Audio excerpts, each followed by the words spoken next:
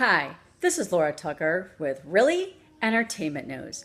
Ellen DeGeneres is being sued over the pronunciation of T-I-T-I Pierce. Titty? Titi?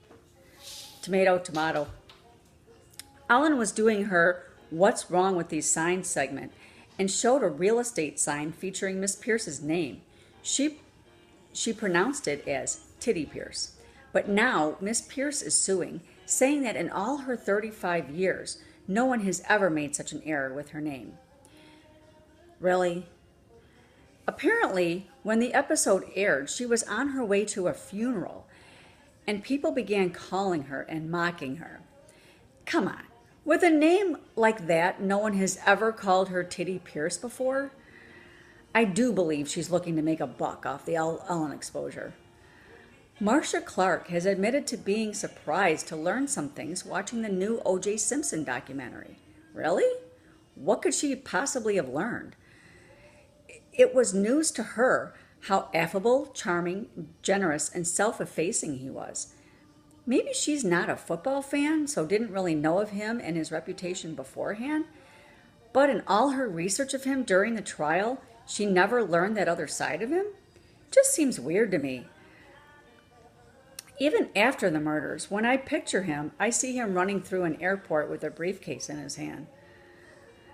Boy George is talking about being on the upcoming season of Celebrity Apprentice. He notes that as an artist, nobody sells records anymore other than Justin Bieber, Ariana Grande, Taylor Swift, the young kids.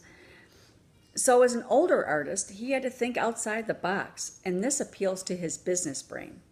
Really? So he's suggesting, it seems, that musicians can't make money anymore unless they're a young kid, so he had to go on The Apprentice in order to make money.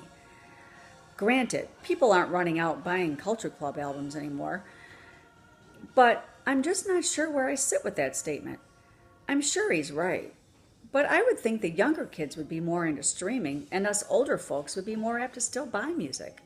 Though I have to admit, I have an Apple Music subscription, and I stream my music and don't buy it anymore, like this song here. So maybe he's onto something.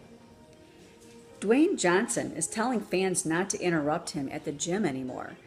He says not to disturb his workouts to take pictures. Quote, kindly just pass on by the silverback or he'll rip your face off. Really? Is that kind of an unfortunate phrasing after the gorilla was shot, after the little boy fell into his enclosure? And I do get what he's saying, but this is his sacred time when he's working out.